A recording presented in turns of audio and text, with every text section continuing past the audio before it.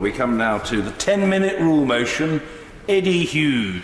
Thank you, Mr. Speaker. Mr. Speaker, I beg to move that leave be given to bring in a bill to regulate ground rents charged on leasehold properties, to make provision for a cap on ground rents, to make property developers liable for the legal costs of leaseholders seeking to vary certain ground rent contracts, and for connected purposes. Mr. Speaker, imagine for a moment you own a lovely 1 or 2 bed apartment with your family, or perhaps even a recently built house. You've lived there quite happily for a few years, but you decide it's time to move, maybe because of schools, for work, or to move up the property ladder. You're primed and ready to go, but the estate agent asks for a copy of your leasehold agreement, and there, in the small print, you get hit with the fact you cannot sell your property. You're trapped. Tens of thousands of people across the country are in this position, and it simply cannot be right. This leasehold ground rent scandal needs attention right now. In many cases, developers have created leases with feudal ground rent clauses that have since fallen out of favour with lenders, leaving owners stuck with an unsaleable property because prospective buyers can't get a mortgage to purchase that property. In some cases, the ground rent doubles every 10 years. In other cases, it doubles just once. And there are reports of lenders refusing to lend on what they deem as unreasonable or onerous ground rent clauses. Some won't lend if the ground rent exceeds 0.1% of the property value at any point during the lease. Leasehold campaigners argue that there are close to 100,000 people affected by terms that leave them with a ground rent in excess of 0.1% of the property value. I would argue that such circumstances are onerous. The result is an unsaleable property, and in many cases, the developer is long gone, having sold the freehold onto a distant investment company. They have, of course, made their money twice, not only from selling the leaseholds in the first place, but by selling on the freehold. Ground rents can, of course, be peppercorn or set at a reasonable rate, and the MHCLG report shows that the marketplace is mixed.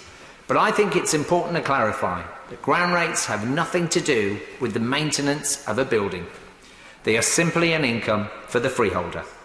As the Minister for Housing and Homelessness, the Honourable Member for South Derbyshire, who I'm delighted to see in her place, told the MHCLG Select Committee, one of the things I do find utterly fascinating is that a building might be beautifully maintained at a peppercorn ground rent or poorly maintained at £500 ground rent. The amount of ground rent payable is no indication of the quality of the maintenance and services provided. Now, there's nothing wrong with a freeholder taking a reasonable ground rent, in my view.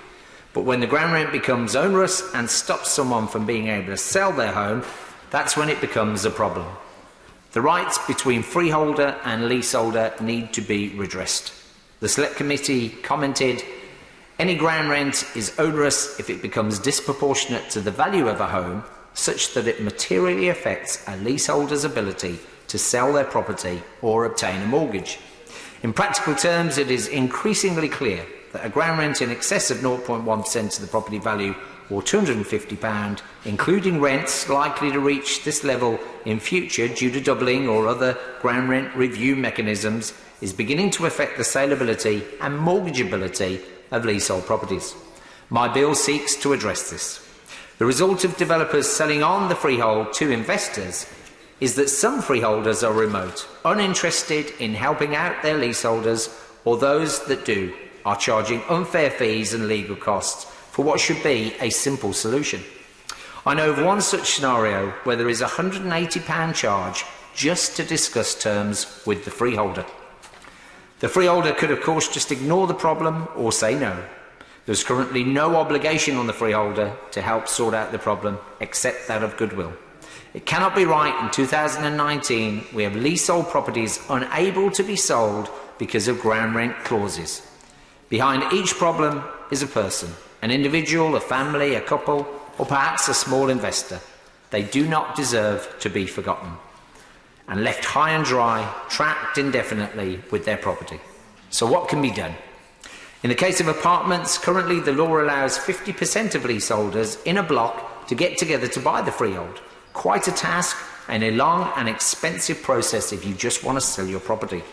Leaseholders could try and extend the lease, but again, there is an elongated process with expenses running into thousands of pounds.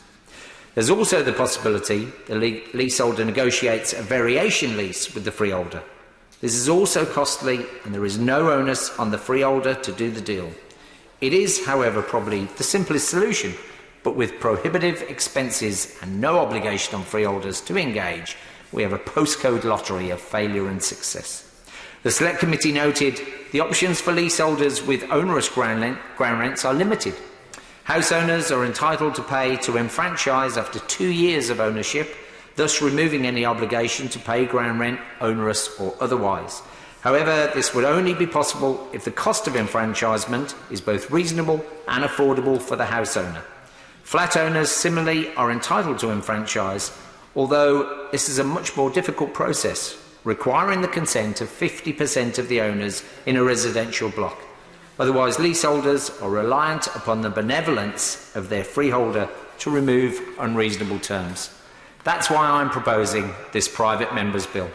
Mr. Speaker, I'm aware that the Law Commission is currently contemplating a solution to the thorny issue of onerous ground rents on existing leases, but I'm proposing simple solutions. Firstly, we need to create a legal obligation for freeholders to grant a quick and simple lease variation to leaseholders where ground rent prohibits sale. Secondly, it's important that ground rents are capped at the lower of £250 per annum or 0.1% of the property value. I'm also considering including an obligation for the original developer to foot the legal bills for the leaseholder in such a situation. After all, why should families have to find a large sum just to solve a problem not of their making? I'm hoping if this bill progresses, we'll be able to shape the clauses more specifically in committee. That might seem somewhat optimistic, I imagine. Systems and institutions are supposed to serve the public, and I hope we can all agree that we can't have people unable to sell their properties. Drastic and immediate action is required. I believe there is growing concern in Parliament on all sides of the House about leasehold properties, and the MHCLG Select Committee should be commended on their excellent report.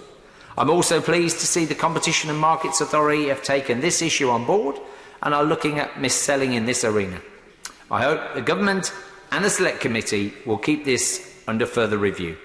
Mr. Speaker, I believe there is a wide cross-party consensus in Parliament on this issue, and the time for Parliament to intervene on the leaseholder ground rent scandal is now.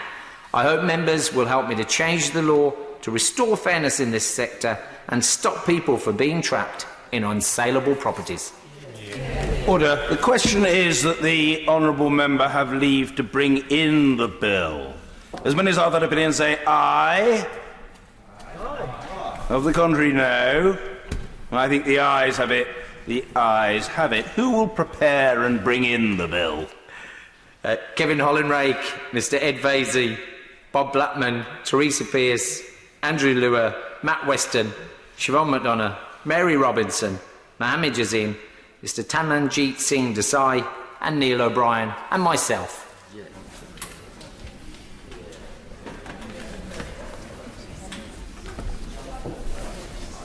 Mr. Eddie Hughes.